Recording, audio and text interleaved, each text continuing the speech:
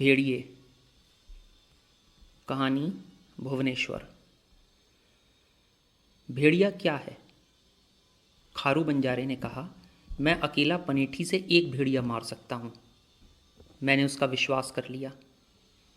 खारू किसी चीज़ से नहीं डर सकता, और हालांकि 70 के आसपास होने और एक उम्र की गरीबी के सबब से वो बुझा बुझा सा दिखाई पड़ता था, पर तब भी उसकी ऐसी बातों का उसके कहने के साथ ही यकीन करना पड़ता था।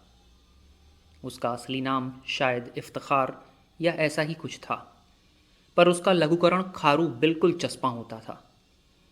उसके चारों ओर ऐसी ही दुरूह और दुर्भेद्य कठिनता थी। उसकी आंखें ठंडी और जमी हुई थीं, और घनी सफ़ेद मूछों के नीचे उसका मुंह इतना ही अमानुषीय और निर्दय था जितना एक चूहेदान। जीवन से वो निपटारा कर चुका था। मौत उसे नहीं चाहती थी, पर तब भी वो समय के मुंह पर थूक कर जीवित था। तुम्हारी भली या बुरी राय की परवाह किए बिना भी वो कभी झूठ नहीं बोलता था, और अपने निर्दय कटु सत्य से मानो ये दिखला देता था कि सत्य भी कितना ऊसर और भयानक हो सकता है। खारू ने मुझसे ये कहानी कही। उसका वो ठोस तरीका और गहरी बेसरोकारी जिससे उसने ये कहानी कही, मैं शब्दों में नहीं लिख सकता। पर तब भी मैं ये कहानी सच मानता हूँ, इसका एक एक लफ्ज़। मैं किसी चीज़ से नहीं डरता। हाँ, सिवा भेड़िए के मैं किसी चीज़ से नहीं डरता, खारू ने कहा। एक भेड़िया नहीं, दो चार नहीं, भेड़ियों का झुंड, 200-300, जो जाड़े की रातों में निकलते हैं, और सारी दुनिया की चीज़ें जिनकी भूख नहीं बुझा सकती, उनका, उन शैतानों की फौज का कोई भी मुकाबला नहीं कर सकता। लोग कहते हैं अकेला भेड़िया कायर होता है। ये झूठ है। भेड़िया कायर नहीं होता, अकेला भी वो सिर्फ चौकन्ना होता है। तुम कहते हो लोमड़ी चालाक होती है, तो तुम भेड़ियों को जानते ही नहीं। तुमने कभी भेड़िए को शिकार करते देखा है किसी का? बारहसिंगे का। वो शेर की तरह नाटक नहीं करता, भालू की तरह शेखी नहीं दिखाता। एक मर्तबा, सिर्फ एक मर्तबा गेंद सा कूद कर उसकी जांग में गहरा जख्म कर देता है, बस। फिर पीछे, बहुत पीछे रहकर, टपकते हुए खून की लकीर पर चलकर वहां पहुंच जाता है जहां वो बारहसिंघा कमज़ोर होकर गिर पड़ा है, या उचक कर एक क्षण में अपने से तिगुने जानवर का पेट चाक कर देता है और वहीं चिपक जाता है। भेड़िया बला का चालाक और बहादुर जानवर है। वो थकना तो जानता ही नहीं। अच्छे पछैया बैल हमारे बंजारी गड्ढों को घोड़ों से तेज ले जाते हैं, और जब उन्हें भेड़िए की बू आती है तो भागते नहीं, उड़ते हैं। लेकिन भेड़िए से तेज कोई चार पैर का जानवर नहीं दौड़ सकता। सुनो, मैं ग्वालियर के राज से आइन में आ रहा था। अजीब सर्दी थी और भेड़िए गोलों में निकल पड़े थे। हमारा गड्ढा काफ़ी भरा था। मैं, मेरा बाप, गिरस्ती और 3 नटनियाँ, 15-15 साल की। हम लोग उन्हें पछान लिए जा रहे थे। किस लिए? मैंने पूछा। तुम्हारा क्या ख्याल है? मुजरा करने? अरे बेचने के लिए। और वो किस मसरफ़ की हैं? ग्वालियर की नटनियाँ छोटी छोटी गदबदी होती हैं और पंजाब में खूब बिक जाती हैं। ये लड़कियाँ होती तो बड़ी चोखी हैं, पर भारी भी खूब होती हैं। हमारे पास एक तेज़ बंजारी गड्ढा था और 3 घोड़ों से तेज़ भागने वाले बैल। हम लोग तड़के ही चल दिए थे। दिन ही दिन में हम आगे जाने वाले साथियों से मिल जाना चाहते थे। वैसे डर के लिए हमारे पास 2 कमान और एक टोपीदार बंदूक थी। बैल हौसले से भाग रहे थे और हम लोग 20 मील निकल आए थे कि बड़े मियाँ ने घूम कर कहा, खारे, भेड़िए हैं। मैंने तेज़ी से कहा, क्या कहा? भेड़िए हैं? होते तो बैल ना चौंकते। बूढ़े ने सर हिलाकर कहा, नहीं, भेड़िए ज़रूर हैं। खैर, वो हमसे 10 मील पीछे हैं और हमारे बैल थक चुके हैं, लेकिन हमें 50 मील और जाना है। बूढ़े ने कहा, और मैं इन भेड़ियों को जानता हूँ। पार साल इन्होंने कुछ कैदियों को खा लिया था, और बेड़ियों और सिपाहियों की बंदूकों के सिवा कुछ न बचा। बंदूक भर लो। मैंने कमानों की तान के देखा, बंदूक तोड़ी, सब ठीक था। बारूद की नई पोंगली भी निकाल के देख ले, मेरे बाप ने कहा। बारूद की पोंगली? मैंने कहा, मेरे पास तो पुरानी ही वाली है। तब बूढ़े ने मुझे गालियाँ देनी शुरू कर दी। तू ये है, तू वो है। मेरा पूरा गड्ढा उलट डाला, पर नई पोंगली कहीं नहीं थी। मेरे बाप ने भी सब टटोला। तू झूठ बोलता है, तू भेड़ियों की औलाद, मैंने तुझे नई पोंगली दी थी, पर वो बारूद यहाँ कहीं नहीं थी।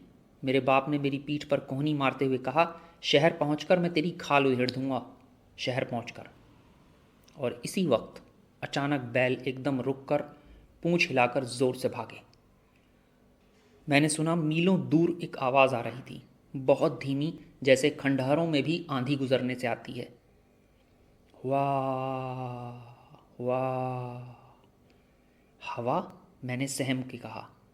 भेड़िए, मेरे बाप ने नफरत से कहा, और बैलों को एक साथ किया। पर उन्हें मार की ज़रूरत नहीं थी। उन्हें भेड़ियों की बू आ गई थी और वे जी तोड़कर भाग रहे थे। दूर मैं एक छोटे से काले धब्बे को हरकत करते देख रहा था। उस सैकड़ों मील के चपटे रेगिस्तानी बंजर में तुम मीलों की चीज़ देख सकते हो, और दूर पर उस काले धब्बे को बादल की तरह आते मैं देख रहा था। बूढ़े ने कहा, जैसे ही वो नज़दीक आ जाएं, मारो। एक भी तीर बेकार खोया तो मैं कलेजा निकाल लूँगा। और तब उन 3 लड़कियों ने एक दूसरे से चिपट कर टिसुए बहाना शुरू किया। चुप रहो, मैंने उनसे कहा। तुमने आवाज़ निकाली और मैंने तुम्हें नीचे ढकेला। भेड़िए बढ़ते हुए चले आते थे। हम लोग भूरी पथरीली धरती पर उड़ रहे थे, पर भेड़िए। बूढ़े ने लगामें छोड़ दी और बंदूक संभाल कर बैठा। मैंने कमान संभाली। मैं अंधेरे में उड़ती हुई मुर्गाबियों का शिकार कर सकता था, और मेरा बाप, वो तो जिस चीज़ पर निशाना ताकता था, अल्लाह उसे भूल जाता था। कोई 400 गज पर मेरे बाप ने आगे वाले भेड़िए को गिरा दिया। धाएं। उसने नटों की तरह कलाबाजी खाई और फिर दूसरी बिल्कुल नटों की तरह। बैल पागल होकर भाग रहे थे। हवा में उनके मुंह का फेन उड़कर हमारे मुंहों पर मेह की तरह गिरता था, और वे रंभा रहे थे जैसे बंजारे ने ब्याहने वाली भैंसों की नकलें करती हैं। पर भेड़िए नज़दीक ही आते जा रहे थे। गिरे हुए भेड़ियों को वे बिना रुके खा लेते थे। वे उनके ऊपर तैर जाते थे। मेरे बाप ने मेरे कंधे पर बंदूक की नली रख दी थी। धाएं धाएं। मेरी गर्दन पर अब तक जले का दाग है। मैंने भी 16 तीरों से 16 ही भेड़िए गिराए।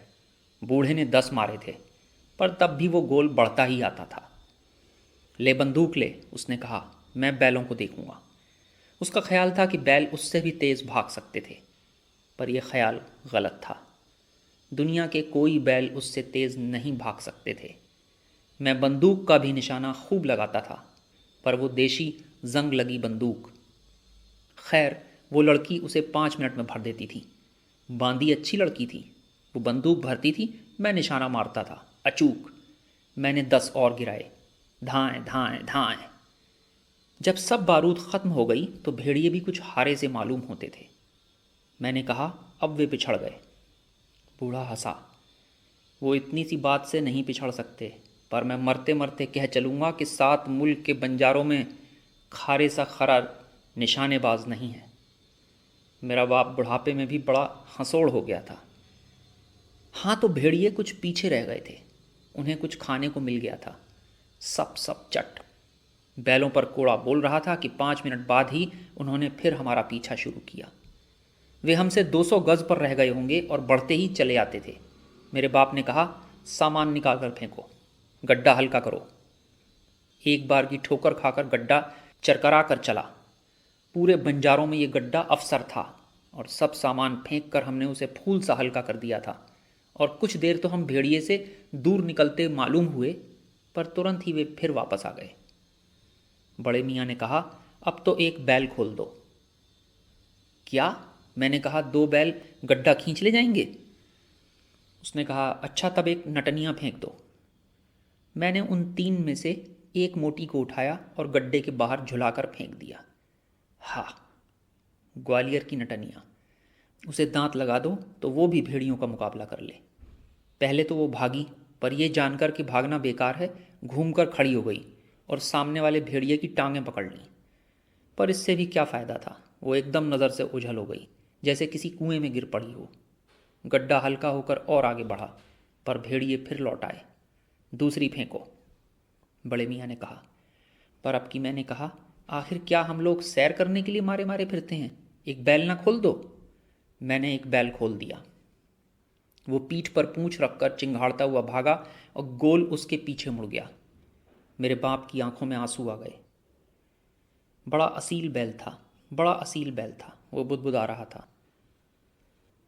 हम बच तो गए, मैंने कहा, पर तभी वाह वाह, गोल वापस आ गया था। आज क़यामत का दिन है, मैंने कहा, और बैलों को इतना भगाया कि मेरी हथेली में खून छलछला आया। पर भेड़िए पानी की तरह बढ़ते चले आ रहे थे और हमारे बैल मर के गिरना ही चाहते थे। दूसरी लड़की भी फेंको, मेरे बाप ने चीख कर कहा। इन दोनों में बांदी भारी थी और कुछ सोचकर कांपते हाथों वो अपनी चांदी की नथनी उतारने लगी थी। और मैंने शायद बताया नहीं, मुझे वो कुछ अच्छी भी लगती थी, इसलिए मैंने दूसरी से कहा, तू निकल। पर उसको तो जैसे फालिज मार गया था। मैंने उसे गिरा दिया और जैसे वो गिरी वैसे ही पड़ी रही। गड्ढा और हल्का हो गया और तेज़ दौड़ने लगा। पर 5 ही मील में भेड़िए फिर वापस आ गए। बड़े मियाँ ने गहरी सांस ली, माथा पीट लिया। हम क्या करें, भीख मांग के खाना बंजारों का दीन है, हम रईस बनने चले थे। मैंने बांदी की तरफ देखा, उसने मेरी तरफ। मैंने कहा, तुम खुद कूद पड़ोगी कि मैं तुम्हें धकेल दूं? उसने चांदी की नथ उतार कर मुझे दे दी और बाहों से आंखें बंद किए कूद पड़ी।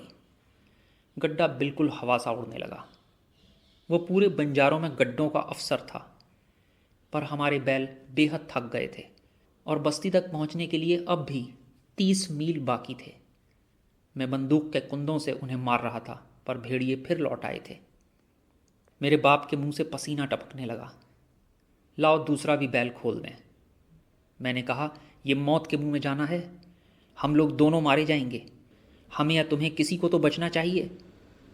तुम ठीक कहते हो, उसने कहा। मैं बूढ़ा आदमी हूँ, मेरी ज़िंदगी ख़त्म हो गई, मैं कूद पड़ूंगा। मैंने कहा, हिरास मत होना, मैं ज़िंदा रहा तो एक एक भेड़िए को काट डालूंगा। तू मेरा असील बेटा है, मेरे बाप ने कहा और मेरे दोनों गाल चूम लिए। उसने अपने दोनों हाथों में बड़ी बड़ी छुरियां ले लीं और गले में मजबूती से कपड़ा लपेट लिया। रुको, उसने कहा, मैं नए जूते पहने हूँ, मैं इन्हें 10 साल पहनता, पर देखो तुम इन्हें मत पहनना। मरे हुए आदमी के जूते नहीं पहने जाते, तुम इन्हें बेच देना। उसने जूते खींचकर गड्ढे पर फेंक दिए और भेड़ियों के बीचों बीच कूद पड़ा। मैंने पीछे घूमकर नहीं देखा, लेकिन थोड़ी देर मैं उसे चिल्लाते हुए सुनता रहा, ये ले, ये ले, भेड़िए की औलाद, भेड़िए की औलाद। और फिर चट चट चट चट। मैं ही किसी तरह भेड़ियों से बच गया। खारू ने मेरे डरे हुए चेहरे की तरफ देखा, जोर से हंसा और फिर खखार कर बहुत सा जमीन पर थूक दिया। मैंने दूसरे ही साल उनमें से 60 भेड़िए और मारे। खारू ने फिर हंसकर कहा, पर उसके साथ ही उसकी आंखों में एक अनहोनी कठिनता आ गई थी और वो भूखा नंगा उठकर सीधा खड़ा हो गया।